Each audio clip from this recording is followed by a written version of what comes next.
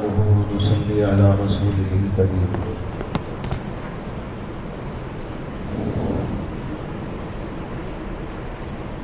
یہ وقت ایک ایسا وقت ہے کہ آپ سو کر آتے ہیں اور آرام آپ کا ہو جاتا ہے، جو نشاط کا وقت ہے. پھر اس کے بعد کچھ کھیلتے ہیں، کودتے ہیں تاکہ نشاط اور زیادہ بڑھ جائے. اسی لیے مدرسے کے اندر آپ کو سو کر آنے کے بعد مزید نشاط پیدا کرنے کے لیے اور اپنی سستی اور غفلت کو دور کرنے کے لیے کھیلنے کا نظام رکھا گیا ہے. آپ اچھی طرح کھیل سکتے ہیں اور کھیلنا چاہیے. اس وقت کا یہ بیان آپ کو کھیلنے کی ترغیب کے لیے ہے. کہیں آپ کہیں کہ بھائی ہمیں خالی پڑھنے کہا جاتا ہے. نہیں بھائی، ہم تو پڑھنے کے لیے بھی کہتے ہیں اور آپ کو پیٹ بھر کر کھانے کے لیے بھی کہتے ہیں اور پیٹ بھر کر سونے کے لیے بھی کہتے ہیں اور اب پیٹ بھر کر کھیلنے کے لیے بھی کہہ رہے ہیں. لہذا تمام طلباء اپنے اندر نشاط اور پھرتی پیدا کرنے کے لیے، اپنے آپ کو مضبوط بنانے کے لیے کھیل کے اندر بھی شامل ہونا چاہیے. شریعت کے اعتبار سے کھیل دو قسم کے ہوتے ہیں. ایک کھیل وہ جس کے اندر کوئی فائدہ نہیں ہوتا، بلکہ آدمی کا وقت بیکاری میں گزر جاتا ہے.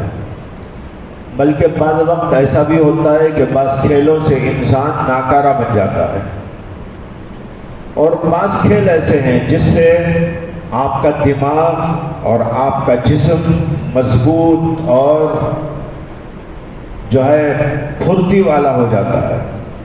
دماغ بھی چلنے لگتا ہے اور جسم کے اندر بھی پھرتی آتی ہے، مضبوطی آتی ہے. جہاں تک کھیل محض کھیل ہیں جن کا کوئی فائدہ نہیں، ایسے کھیل اسلام کے اندر پسندیدہ نہیں ہے. جس کی ایک مثال موجودہ دور کے اعتبار سے عرض کروں، جیسے کہ بہت سارے بچے موبائل فون میں کھیلتے ہیں. اس میں بہت سارے کھیل ڈال کے رکھ دیے ہیں، بچے لے کر بیٹھ کر کھیلتے رہتے ہیں. یہ مفید نہیں بلکہ مضر ہے. اس سے کہ اس سے دماغ اور زیادہ پست ہو جاتا ہے، بلکہ زیادہ صحیح تر الفاظ کے اندر کند ہو جاتا ہے. اس کے بجائے آپ دوڑیں، بھاگیں اور اٹھک بیٹھک کریں. اس سے آپ کے جسم میں مضبوطی بھی آتی ہے اور پھرتی بھی آتی ہے. ایسے کھیل اسلام کے اندر پسندیدہ ہیں. نبی اکرم صلی اللہ علیہ وسلم ایسے کھیل جب کھیلنے والے کھیلتے تھے، نیزے سے، بلے سے اور کچھ چیزوں سے، تو اللہ کے نبی علیہ السلام خود اسے دیکھتے تھے، تعریف کرتے تھے اور دوسروں کو بھی دکھاتے تھے. یہاں تک کہ آپ نے ایک موقع پر حضرت عائشہ صدیقہ رضی اللہ عنہا کو بھی دکھایا کہ مسجد کے سامنے کچھ لوگ کھیل کھیل رہے تھے نیزوں سے اور کچھ اس طرح کی چیزوں سے. اللہ کے نبی علیہ السلام نے ان کی تعریف بھی فرمائی اور حضرت عائشہ صدیقہ رضی اللہ عنہا کو یہ کھیل دکھایا. اسی سے علماء نے یہ اخذ کیا ہے کہ ایسے کھیل جو جسم کے اندر پھرتی اور مضبوطی پیدا کرنے والے ہیں، یہ بہت اچھے ہیں اور اسلام کے اندر پسندیدہ ہیں. حدیث کے اندر آتا ہے کہ نبی اکرم صلی اللہ علیہ وسلم نے ارشاد فرمایا، المؤمن القوی احب الی اللہ من المؤمن الضعیف. طاقتور اور مضبوط مومن اللہ تعالیٰ کے نزدیک اس مومن سے زیادہ پسندیدہ ہے جو ضعیف ہو، کمزور ہو، کام کے لائق نہ ہو.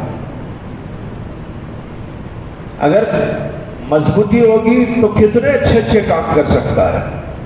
پڑھنے کے لیے بھی مضبوطی چاہیے، بلکہ نماز پڑھنے کے لیے بھی مضبوطی چاہیے، ذکر و فکر کے لیے بھی مضبوطی چاہیے.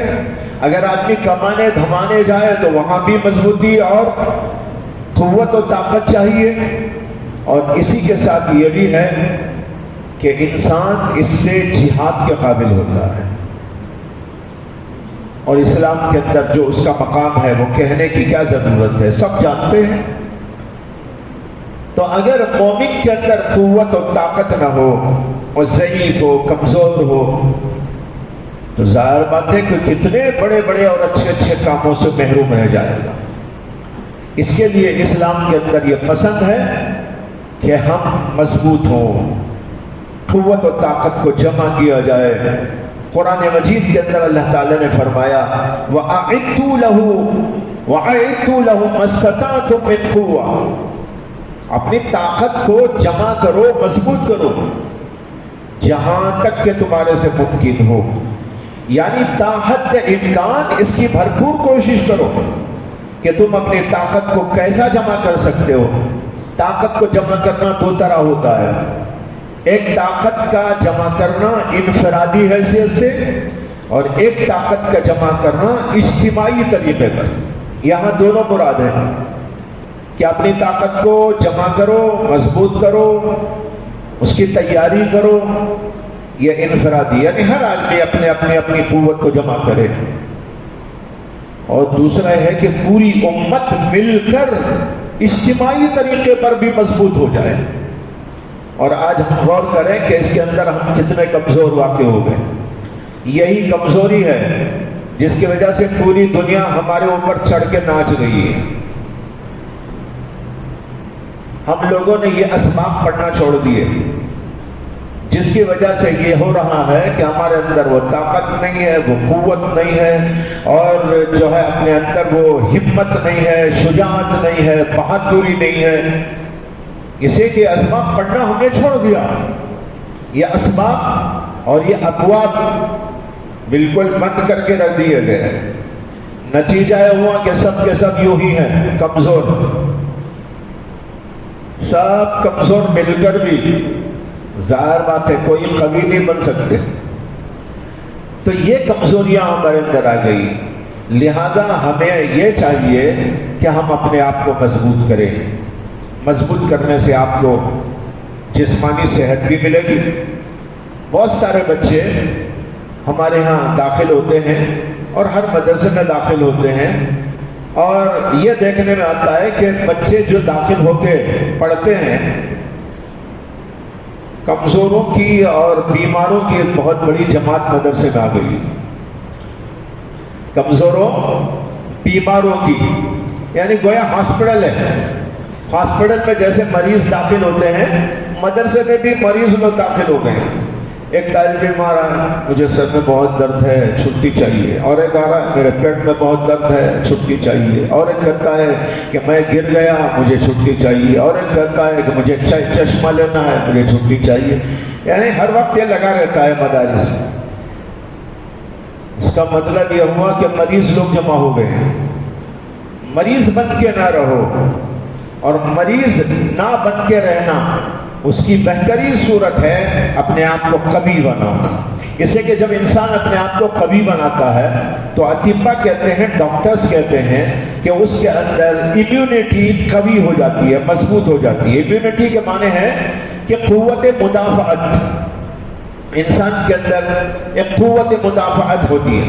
وہ قوت مدافعت جب آپ محنت کریں گے، مجاہدہ کریں گے، اپنے آپ کو مضبوط کریں گے، اس طرح کا کھیل کھیل کر اپنے آپ کو مضبوط کریں گے، تو اس کی وجہ سے آپ کے جسم کے اندر یہ امیونٹی کی طاقت اور قوت مضبوط ہو جائے گی. اور جب وہ مضبوط ہو جاتی ہے تو بہت ساری بیماریوں کو بھگا دیتی ہے. یعنی بیماری اس کے قریب آئے تو وہ اندر ہی سے مدافعت کرتی ہے. وہ اندر کا وہ سسٹم بیماری کو لگنے نہیں دیتا، بیماری کو قریب آنے نہیں دیتا. اس سے ہزاروں بیماریاں ختم ہو جاتی ہیں. چند دن پہلے ڈاکٹر صاحب مجھ سے بتا رہے تھے، جب ہمارے گھر میں بیماری چل رہی تھی ہماری اہلیہ کی اس دور میں، کہ انہوں نے کہا کہ ان کو ایسا ہوا ہے کہ وہ ایک جرثومہ ہوتا ہے، وہ جرثومہ دماغ میں چلا گیا اور اس نے جا کر اٹیک کر دیا۔ تو ہم نے پوچھا کہ وہ جرثومہ جو ان کو اٹیک کیا یہ کہاں سے آیا؟ ہم لا علم تھے، تو لا علمی سے ہم نے سوال کیا ان سے، تو انہوں نے کہا وہ تو یہی ہے، ایسے ہی انہوں نے، وہ تو یہی ہے، آپ کے پاس میرے پاس سب ہے۔ پھر کہنے لگے وہ سب جگہ ہیں لیکن ہمارے اندر قوت مدافعت ہے تو ہم مدافعت کر رہے ہیں۔ وہ جرثوں میں ہمارے قریب آ رہے ہیں اور ہماری باڈی اور ہمارا اندر کا امیونٹی کا سسٹم وہ اس کو دور کر رہا ہے، لیکن ان کے اندر وہی امیونٹی کی کمی ہو گئی جس سے وہ جرثومہ اثر کر گیا۔ تو بھائی ہمیں مضبوط رہنے کی ضرورت ہے، تو صحت و طاقت قوت مضبوط کرو، اس کے لیے اپنے آپ کو اس میں بھی لگاؤ، چستی بھی پیدا ہوگی اور مضبوطی آئے گی، اور پھر آپ جو ہے سوتے نہیں رہیں گے، غفلت سے نہیں رہیں گے۔ اسی لیے تمام ایسے اداروں میں جہاں تعلیم کا سلسلہ ہوتا ہے، اسکول کالج وغیرہ، وہاں پر کھیلنے کے لیے بھی ایک سسٹم ہوتا ہے، تو یہاں بھی ایک سسٹم ہے، اسے آپ یہاں سے جانے کے بعد اس کے اندر شریک ہوں، بڑے طلبہ بھی شریک ہوں۔ عام طور پر بڑے طلبہ شریک نہیں ہوتے، لیکن میں کہتا ہوں ان سے چاہے وہ دورے کے ہوں یا افطار کے طلبہ ہوں وہ بھی شریک ہوں، ان کو بھی بڑی ضرورت ہے، ان سب کو شریک ہو کر اپنے آپ کو مضبوط بناتے رہنے کی کوشش کرنا چاہیے۔ اس سے آپ کا دل دماغ تازہ رہے گا، کتابوں کے عرض کرنے میں سہولت ملے گی، اور جو ہے وہ نیند وند جو آتی رہتی ہے وہ بھی بہت دور بھاگ جائے گی انشاءاللہ۔ اللہ تعالی ہم سب کو اچھے کام کرنے کی توفیق عطا فرمائے، وہ اپنے جسم کے لیے ہو تو بھی، اپنے دماغ کے لیے ہو تو بھی، اپنے قلب کے لیے ہو تو بھی، اپنے ایمان کے لیے ہو تو بھی، اپنے اخلاق کے لیے ہو تو بھی، ہر لائن کی اچھی چیز ہمیں حاصل کر لینا چاہیے۔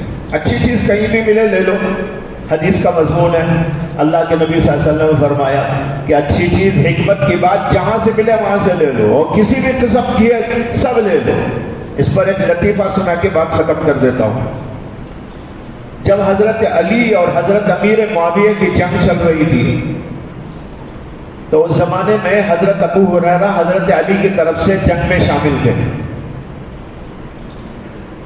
دن میں جنگ ہوتی تھی تو حضرت ابو ہریرہ حضرت علی کی جانب سے امیر معاویہ کی فوج سے لڑائی کرتے تھے، اور جب شام میں جنگ ختم ہوتی سسٹم کے مطابق اور کھانے وانے کا نمبر آتا، دسترخوان بھیجتا، تو حضرت ابو ہریرہ سیدھا امیر معاویہ کے دستر پہ چلے جاتے۔